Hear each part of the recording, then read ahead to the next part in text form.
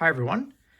I'm going to talk about two very different video cards, but both video cards that I owned back in the day that I was never 100% happy with.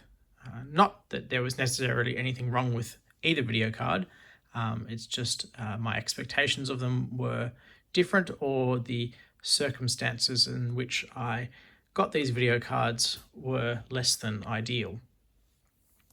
The first video card is the SiS 6326. Now, looking back, I actually think this is, for what it is, actually quite a good video card. It's a 4 megabyte SiS chip on a PCI bus. And I actually purchased this card brand new back in '99.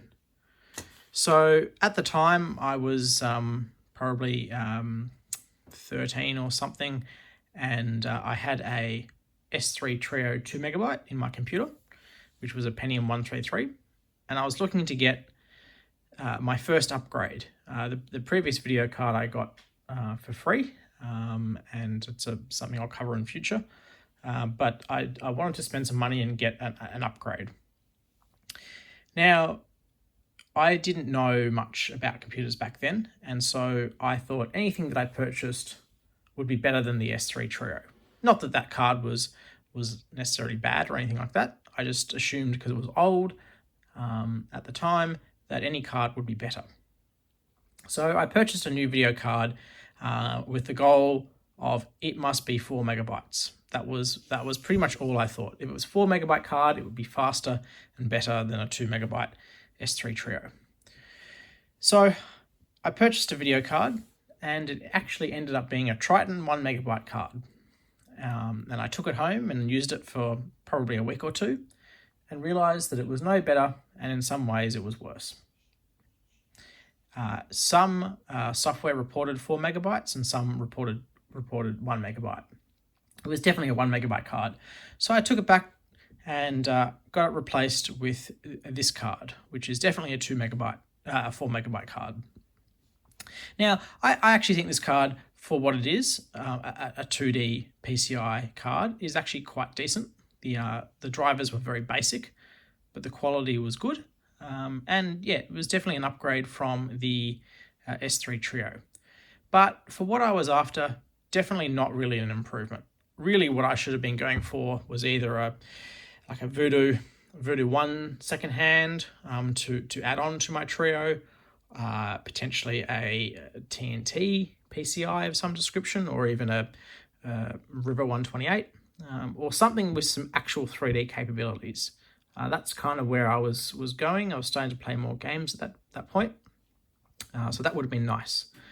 But this card has it actually served me really well. The 2D quality was good. The drivers were basic but worked well, and it was a nice card for what it was.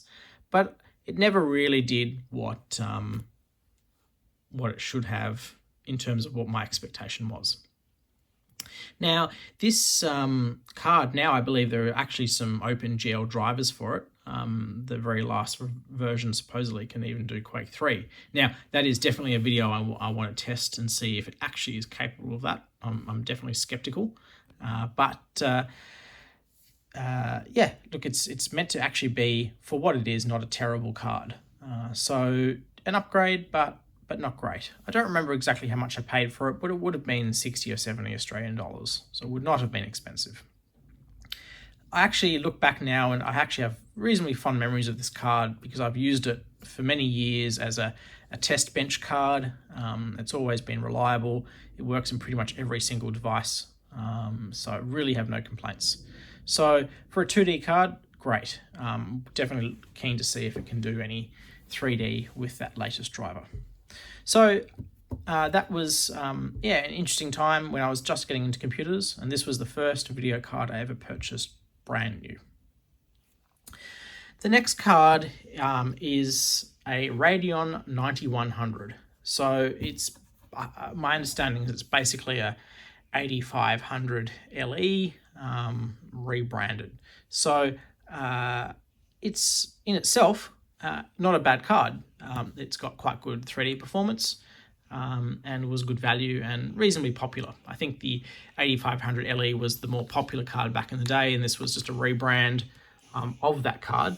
But, it had 128 meg and was, I never had any actual problems playing games on it, and the drivers were fine, and I had no issues with it, and it actually served me quite well. But the reason that it's in this video is that I previously, before this video, actually owned a Radeon 9700 Pro. Now, I actually purchased that card secondhand and probably used it for 3 or 4 months before, unfortunately, it died. And I think that either the memory or the GPU core died for whatever reason, and it wasn't under warranty. And so I purchased a new heatsink on it and did everything I could to get it back up and running, and I was half successful for another small period of time, but then the card just gave up. And there are some known issues with the 9700 with thermal connectivity with the heatsink and the GPU. I actually feel like maybe it was memory related, the card that I had problems with, but whatever the reason was, it died. And unfortunately, I had spent a fair bit of money on that and didn't have any option but to go for this card. But this card, in itself, a really good card. It was reliable. It had all the features. It was a cut down 8500, so it had all of the nice features. And I actually upgraded. Before that, I had a GeForce 2 GTS Pro, so this was definitely an upgrade from that. So I actually do want to go back and test this card because although I was never 100% happy with it, because I had such a fast card before that, it actually was not a bad card. So I think if you owned a card like this back in the day, it would be, it would be really good. So yeah, that's a quick overview of 2 cards that I was never 100% happy with. But looking back at them, I actually have fond memories of both of them.